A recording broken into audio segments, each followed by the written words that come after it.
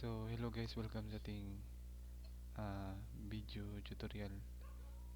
Ngayon, gagawa tayo ng simple calculator. Gamit lang yung HTML tsaka yung PHP.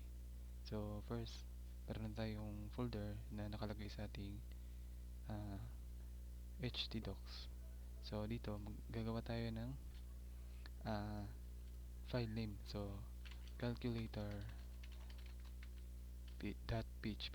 So, itong .php, ito yung extension. Yan. So, enter.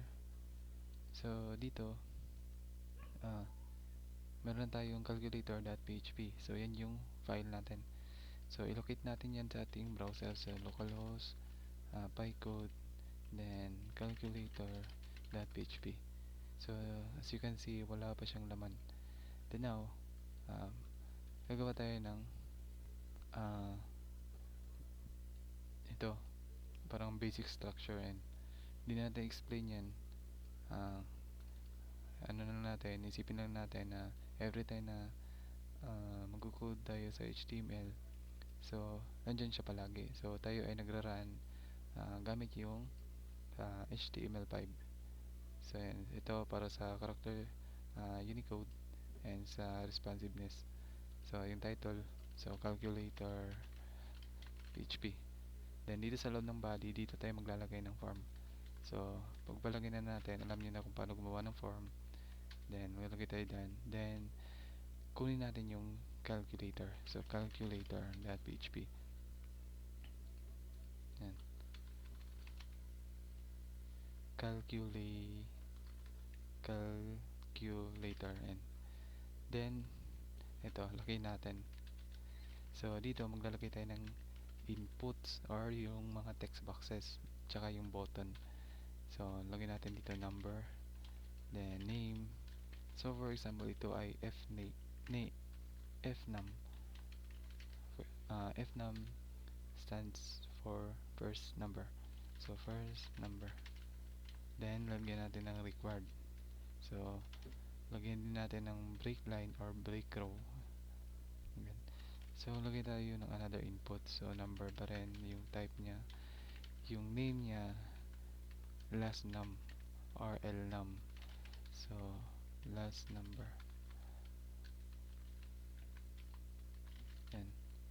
Number. Then required. So every time na yung required, every time na may in-input ka tapos kulang, so si required, may ilalabas siya na alert, parang alert niyan. Then lagyan natin dito submit. So ito yung button natin. Ayan. Then yung value ng button natin is enter or enter result. So pag nirun natin yan, ayan, so liitan natin yung natin para makita, pero hindi yan naka-live. Ayan. So yan yung result nya. So dito maglalagay tayo sa taas ng title. So h2 calculator PHP web base. Ayan. Ayan. So simple lang. So dito sa taas, dito na tayo mag-code. Ayan. So maglalagay tayo ng opening tag tsaka closing tag ng PHP. So every time na may gagawin tayo sa PHP, huwag natin kalimutang ilagay yung opening tag at saka yung closing tag. So, napaka-importante yan. So ngayon gagawa natin ng condition. So if yan. So gagamit tayo ng server. So ibig sabihin nito, tayo ay gumagamit ng global variable. So yan, global variable yan. Ayan, makikita nyo dyan. Is an array containing information such as header, path, and script locations. So kayo na magbasa nyan. So pakita ko na sa inyo kung paano gawin. So request method. Then kukunin natin yung mga value na pinapasa ni form. So tawagin natin yung value ni name, ayan, tsaka ito na value, fnum is equals to post, ayan.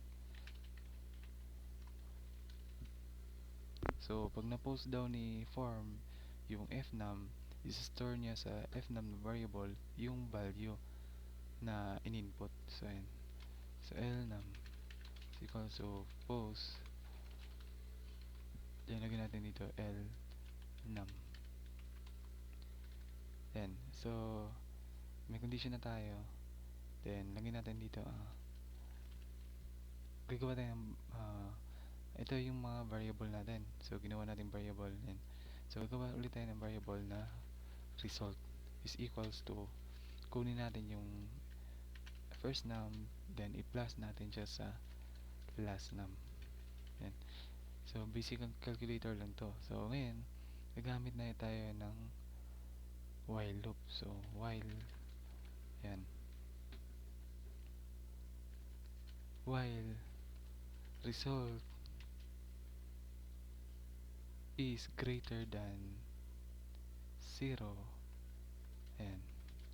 Kung yung result daw ay greater than 0, then, ilalabas niya yung result. So, lagyan natin dito, P, yan, closing tag ulit. Huwag natin kalimutan yung semicolon kasi pag wala yan, mag-error yan. For example, wala yan. Ayan, may error. So, line 11. Ayan, pero nasa line 10 siya. Ayan, near. So, near line 11. So, ayan, balik. So, dito maglalagay tayo ng result. Then, kunin natin yung result na variable. Ayan. So, ngayon, meron na tayong condition. So, ayan, kinuha natin yung mga in-input natin na numbers galing kay fnum tsaka lnum at pinost natin tsaka in-store natin siya dito sa mga variable natin. Then, gumawa tayo ng result na variable at in-equals natin siya dito sa dalawang variable. At ang dalawang variable naman, in-add natin yung mga value nila or yung mga in-input natin para makuha natin yung result. So, para mas maintindihan nyo, try natin, ayan, close muna natin itong YouTube. Ayan. Ayan. So, ayan. So, kunyari, nag-input tayo dito ng 14 plus 13, 12. So, ang lalabas dyan, ayan. So, naging ano siya. So, lagyan na natin dito ng, lagyan tayo dito na,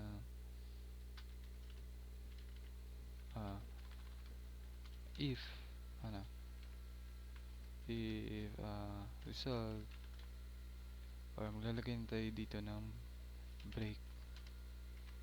Then,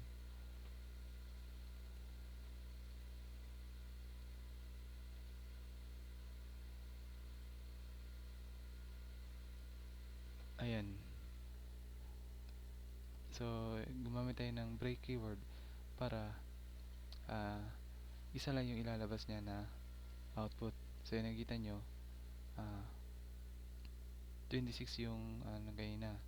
So, for example, 20 plus 10, so 30. Ayan. So, ganyan lang kasimple guys yung paano gumawa ng basic calculator gamit yung PHP programming language. So, yun lang. Maraming salamat.